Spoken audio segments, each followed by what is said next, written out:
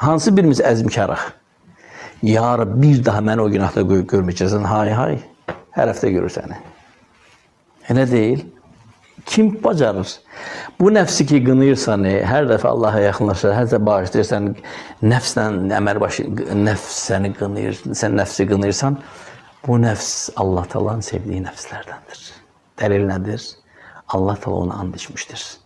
La uqsimu bi yevmil qiyamah və la uqsimu bin nəfsil ləvvamə. And olsun qiyamət gününə. Allah Subhanahu Taala and içdiyi şeylər də əzəmətli şeylərdir. And olsun ləvvamə olan nəfsə. Qınayan nəfs. Ay, sən bunu eləməməliydin. Bu nədir? Bu qınayır səni. Və görürsən ki, həmin insan həmin günaha təzdən qaydanda tər basır, ürəyi döyünür, həyəcan keçirir, haldan hala düşür. Həmin o nəfsdir.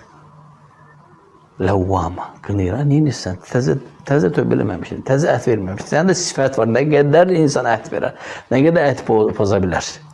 İndi şeytan digər qapıdan yaxınlaşır. Ey, kəzzəb, Allahı aldadan. Nə qədər səndə sifət var. Adam hər dəfə Allah aldadar, hər dəfə ət verir, hər dəfə ət pozar, hər dəfə ət verir, hər dəfə tövbər pozar. Gətirin ona uyma. Bil ki, şeytana fərq eləməz hansı qapıdan sənə qalib gəlir. Ümid kəsmək, yoxsa əksinə. Qətiyyən.